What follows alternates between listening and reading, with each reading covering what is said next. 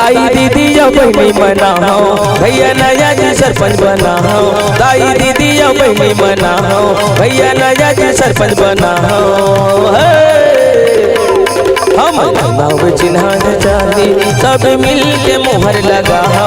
हम छाप हवे ताला चाबी सब मिल के मोहर लगा हो।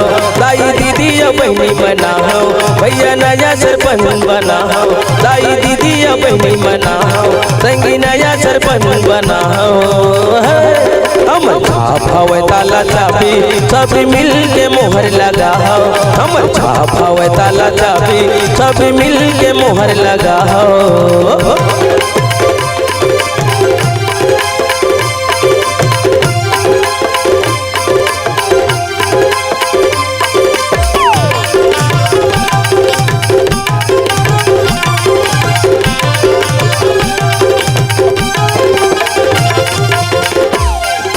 लालच बता के तुमला संगी वोट के करे सौदा गा, वोट के करे सौदा।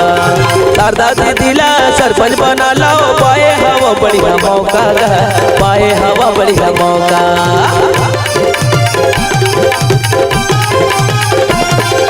लालच बता के तुमला संगी वोट के करी सौदा गा, वोट के करी सौदा।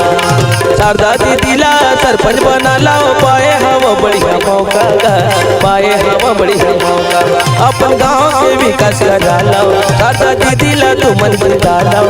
अपन गांव के विकास करा लाओ, शारदा दीदीला तुमन बता लाओ। हम छाप हवे ताला चाबी सब मिल के मोहर लगा लाओ। हम छाप हवे ताला चाबी सब मिल के मोहर लगा लाओ। दाई दीदी या बहनी बना हो, भैया नया जी सरपंच बना हो। दाई दीदी या बहनी बना हो, भैया नया जी सरपंच बना हो। हम छाप हवे ताला चाबी सब मिल के मोहर लगा हो।